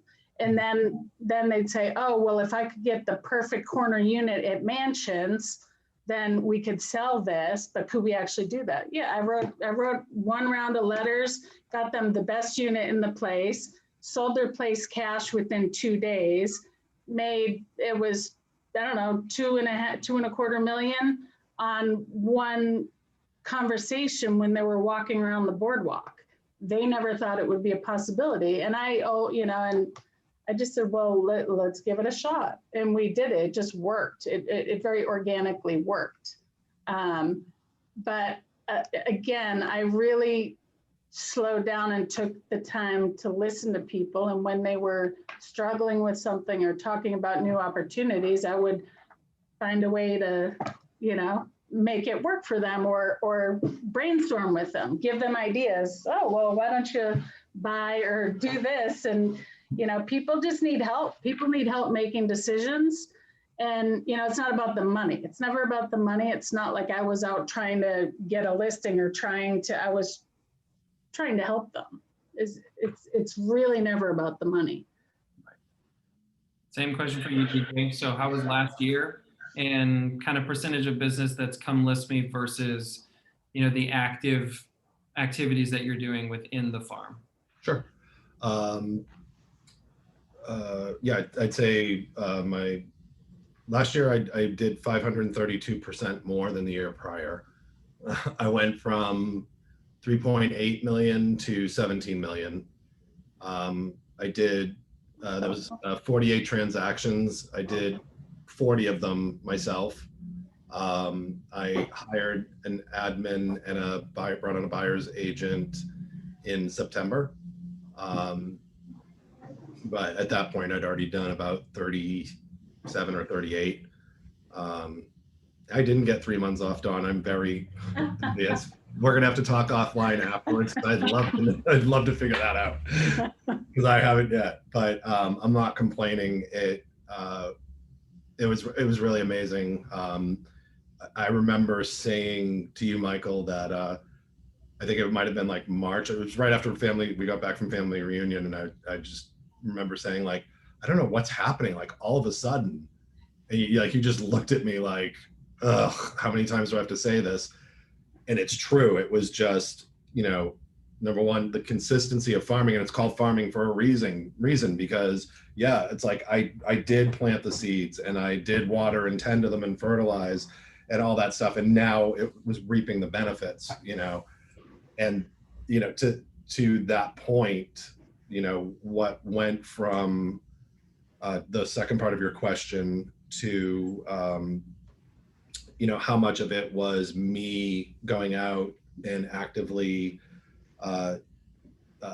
reaching out cold or door knocking or whatever and other activities in the neighborhood versus come list me's and whatnot. I mean, it didn't take long for it to flip flop. In the beginning, it was probably, I'd say the first year it was probably more 90-10 of me pounding the pavement every week and door knocking and going to events and talking to people and whatever, kissing babies or whatever. And it kind of felt like that. I think actually Michael uses that term sometimes, like, you want to be like the mayor of your farm kind of thing. There were times I was like, I can't talk to one more person. And to the point where this year, like literally I got 2 calls in the past 24 hours to come list somebody. in my farm. So I would say now it's probably 50-50, which I'm I fine was, with.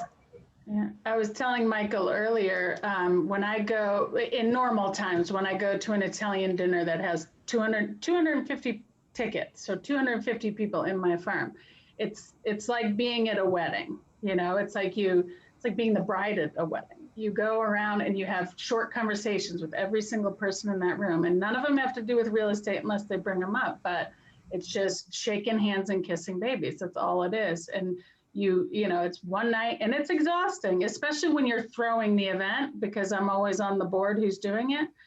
But if your whole sphere is sitting at a table watching you sweating, serving food, saying hello to every single person who walks through the door, they know you're a hard worker, they can see it. And they know you're completely embedded in your community. But it's just a lot of very small, quick, fast conversations with a lot of people. And then, it's the best way to get in touch with your whole farm at the same time. Yeah, absolutely. And the other thing, I don't know if this was part of the question or not, but the other thing that's for me was super, super important was the layering of the things I did. So, there's, passive and active marketing. So I heard you mention postcards. I do a postcard every month. When I first started, it's easier now that, I have the volume that I'm doing. But when I first started, there were times where it was like, I don't know if I want to spend the money on the postcard, but I committed to and whatnot. I mean, we literally broke my farm up into quadrants. So, if I was only going to do one section or a couple sections, but the layering part of it was, okay, so if my postcard doesn't go out to everybody, or if I was just so busy and I forgot it, the postcard goes out so they remember my name. And I remember poor Michael, every time we do one of these classes, I just remember our coaching sessions, and you would just be like, no, I just want you to know, I realized how many times you said the same thing to me. And I was just like, but what about this? So if my postcard didn't go out, I would obsess over, how, what was the content, what was going to be on my postcard. Anybody is literally picking it up and really reviewing it. It's over the trash can. Oh, there's DJ again.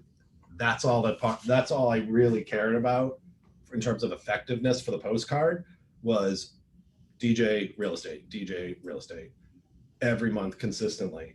Luckily I feel like I got a pretty good return on the postcards. I literally have people that oh, look at what came in my mail today, blah, blah, blah. I'm like, yeah, I know, I got one too. But so anyways, getting back to layering, if it wasn't the postcards, they saw me delivering the newsletter, and I have an ad in the newsletter, so that's in there as well. On top of that, it's, then they may see me at the porch party. The other thing I did, as I mentioned, open houses are one of the pillars of my business. It's my second year, or not last year, the year before, I don't care whose listing it was. If I didn't have one in my farm, I called anybody who had one. I don't care what brokerage, asked them if I could hold it open. I'm not as successful as that anymore. Most people are like, no, I got it, I'm good. But that first year and a half I did it, I literally took this to listing appointments. 2 years ago, I did, I want to say right around 70 open houses for the year. 90-something% of them were in my farm. And I had a database of, just from that year, 360 something buyers. And this wasn't just leads you get from whatever. These are people I met at an open house who gave me their real contact info. We've had discussions with. They want to know if there's something coming up, or, sometimes they had an agent, sometimes they didn't. And they were like, well, can you just call my agent and tell them if something comes up? But I had a database of my own people, like I said, around 360. So I'd go to listing appointments in my farm, and I could look Mr. and Mrs. Seller in the eye and with all earnestness say, I can guarantee you no other agent has done more open houses in this neighborhood and has a database of this many people looking. And on top of that, all the residents are seeing me every week, putting my signs out, you know, with my leaf blower, clearing off the leaves and this, you know, the front porches, you know, all of that, like you were talking about, they see you sweating over, you know, the meals and whatnot, like seeing I work. I had one guy literally come out, it was a neighbor across the street, and he was like, aren't you the realtor? And I was like, yeah. Why are you landscaping? I was like, no, they just redid the floors and blowing the leaves and the, you know, the crushed shells or whatever. He was like, yeah, why don't you come talk to me when you're done? Literally got a listing from blowing somebody's leaves off before an open house. I mean, it's that constant reminder of all those things. Plus they see my open house signs, plus they see my listing signs. Yeah. One of my favorite things I did this year was on my, whether it's I have the listing or the buy side, I always ask to keep my sign up for 2 weeks after. Obviously it's a lot easier if it's my buyers, because they're typically like, yeah, I had one person right on 5th Ave North. She literally let me keep my sign up from February 1st. I don't think it came down until like July, but I was like, I literally had so many people, and it had a sold sign, so many calls from that, and so many comments like, oh yeah, I saw your sign on this street and that street. You know, it's like those little things do make a difference.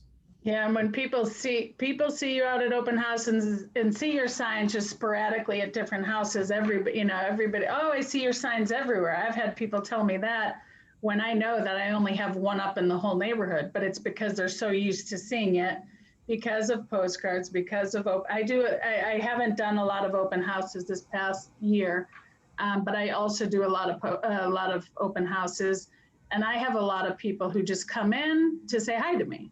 And that's good. I don't care if they want to buy the house or not. They see me working on a Sunday afternoon when everybody else is out at the beach or hanging out, and they know I'm a hard worker. So open houses do a lot more. I mean, I think the impacts of an open house are, well, they're obviously far greater than just trying to sell the house. It's just connecting with people from out of town and just letting the people who live in the neighborhood see how much you work. Yeah. And that's one of the things when COVID happened, one of the things or strategies that I put on my 135 when I reworked it was, one of the things I was most concerned about was people aren't going to see me. Like, I can send postcards out and have ads. I am a firm believer that there's just no substitute for that live interaction. Yeah, agreed. And not that it has to be, earth moving, but just to see that. So one of the things I did, which I plan on doing some more, but I want to do it a little bit differently, but there's a gourmet popsicle store here on Central Ave. It's called Hippo. They're gourmet popsicles. They're great. Everybody loves them. They have it's like an ice cream truck, but it's their specialty popsicle truck. So I sponsored them in my neighborhood. I think it was around May, when people were just starting to come out a bit more and were really like, I just want to get out, where, it was all socially distanced. I paid for, I think, the first 100 people. And I actually co-sponsored. There was another small business person in my neighborhood who was like, do you want to do this together? I'm like, yeah, absolutely. It was just another way to have that touch and do something nice for the neighborhood. And stay connected, and I definitely got business from that as well. So that's kind of, for me, I think one of the more fun things about farming. Even open houses, I try to make them my own, and I did, but it's an open house. There's just so many different things you can do and have fun with, I think. Yeah. So I want to be mindful of everybody's time. Some people thought that this was just an hour class. No, it's not. It's going to be 2 hours, and we got about 10 minutes left. And I would just love to hear, Dawn, we'll start with you, and then we'll close with DJ, which is just, there's a lot of people that are on here, particularly because they have intentions of farming. They're hearing about farming. They think that it's something that they should do. What advice would you either give you 17 years ago, or the person who's on here who's thinking about farming, knowing with COVID and everything else, what advice do you give someone about getting started and really committing to farming moving forward? Two things. I would say you have to be yourself 100% of the time. You have to be yourself. You have to be authentic. Real estate can be a tough business, as everybody knows, and you don't waste your time pretending you're somebody you're not. Be yourself 100% of the time. If you're a barefoot realtor on the beach, be a barefoot realtor on the beach, because it's okay. Will you tell that story for me, please? Well, yeah. So one day, I go to Sunset every night. I walk down to see the sunset, and there's various places where people go to see the sunset. So one night I'm up at the boardwalk watching the sunset he was probably 2 years old at the time, my 2-year-old and my boyfriend. And we're sitting there, and I had probably had a cocktail, maybe two. I had my pants rolled up. I wasn't wearing shoes. And I was just standing there hanging out watching the sunset. And some guy comes over and says, "Hey, are you Dawn?" I said, "Yeah." And he said, "Oh, this guy over here told me I needed to talk to you." I said, "Okay, what's up?" Then he's from Wisconsin. He says he wants to come down. He wants to buy something. "Oh, but I'm leaving tomorrow." Of course. I'm like, okay. And of course it was tomorrow morning. I'm like, okay. Well, I happened to have my keys on me, and I had my phone on me with my realtor key. And so I had lock boxes on 3 cottages that were all within like 2 blocks of there. I said, "Okay, well, let's go." And so I told Patrick, my boyfriend, I said, "Okay, I'm heading off into the dark with somebody. I have no idea who he is. He's a big guy." I said, "Call me in 10 minutes. And if I don't answer, go look for me, And so I just headed off, no shoes on, walked into 3 cottages and just told him about the cottages, said, for example, and they weren't even all up his alley, but I said, "Okay, for example, this is what 450 will get you. For example, this is what 250 will get you." And I did a quick and dirty tour. By the time I got home, it was totally dark. And then a week later, so he left. A week later, he called me and said, "My wife's coming in next week. Can you take her around?" I took her around. We bought a house. They bought a house with me. And, for him, it was a super, he just thought it was a funny, I'm sure he's told that story so many times because it's funny. I mean, it was a funny way to meet a realtor, but, but we got it sold, and they're clients for life, and I'll get lots of referrals from them. And so, yeah, that was my story. I love it. But again, I really think it's important to be yourself, be true to yourself. It's so easy to get caught. I'm a competitive person too, but I think you have to be content with, doing what you're doing and what's good for your life. If you have kids, or if you don't have kids, or if you, take the time you need to do what you need to do, and don't compare yourself to people all the time. Just do your best, I guess. The other thing for farming, I would say it's really, it can't really be, it shouldn't be just about the money. And I've really learned that this past year, it's been a hard year for everybody. And if you've spent years working, just trying to help people, when people really need help, they know where to go, and they're going to go to you. And they're not interviewing.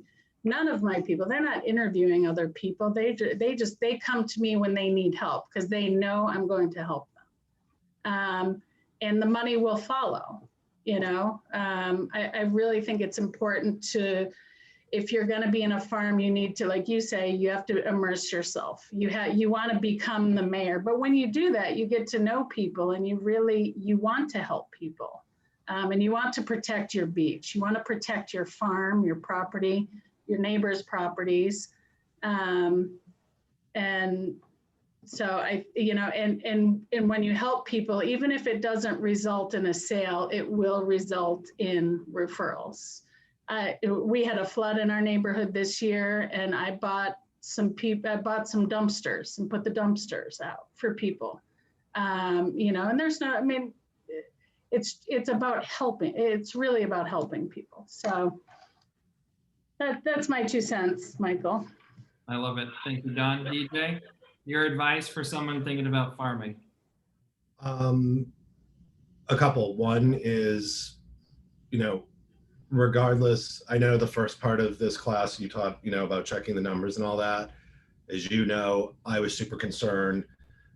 There's another agent, husband and wife team that I adore who live right around the corner from me. And I was like, no, I can't. There's another agent who's on a huge team in this office. She lives in the neighborhood. And I'm like, I don't know. And then the very person who sold me my home, I'm like, well, he dominates this neighborhood. And it's like, I don't know how I just kind of got over that and just kept, as Don said, being authentic and being myself.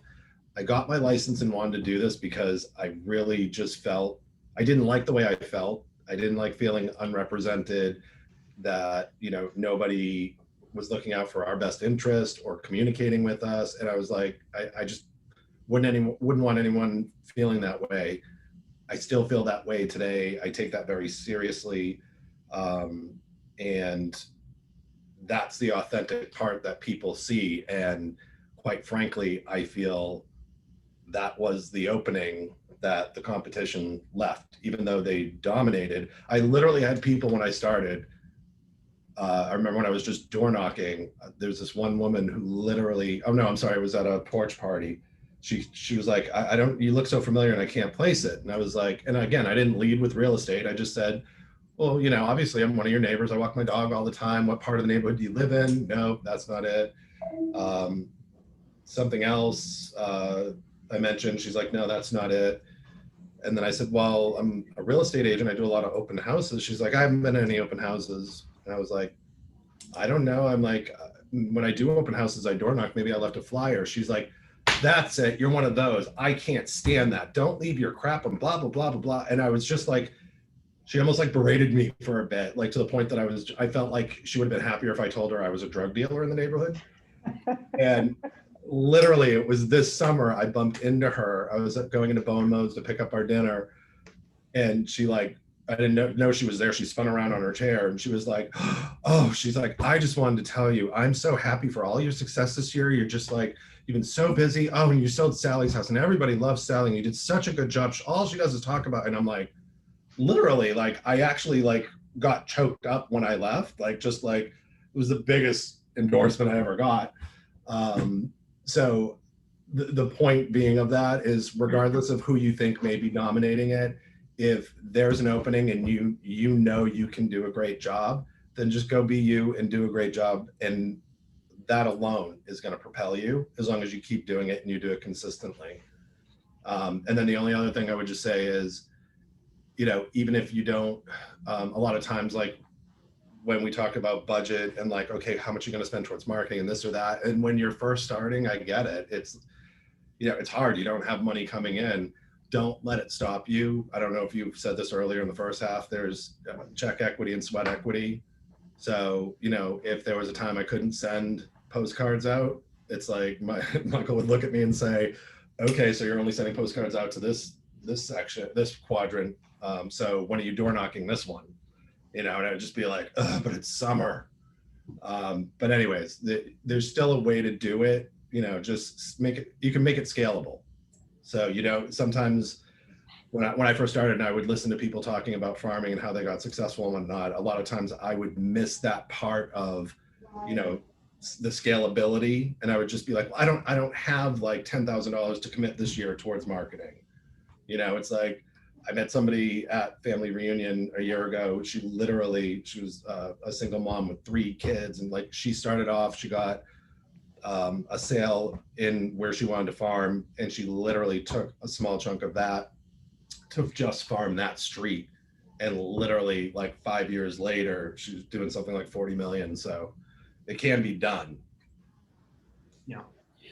Well, I want to say thank you to both of you for joining me. Definitely love to get the insight. For those that are on here, you know, I hope that you were able to take some key points away from both of them. You know, there are a ton of models, and it's easy to go back and look at different ways of doing things. And what I love is that it's so fascinating, the similarities between both of you, and that truly, you know, it's very present that both of you are in the people business. You're here to help others.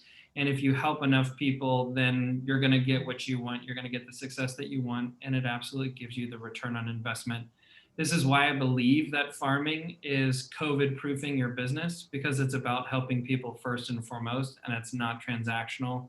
And I just love that you both are a testament to that, and can't wait to see what you do with your farm this year.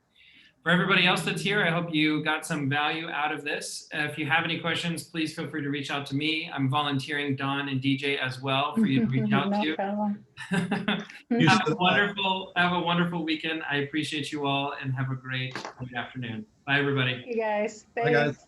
Take care.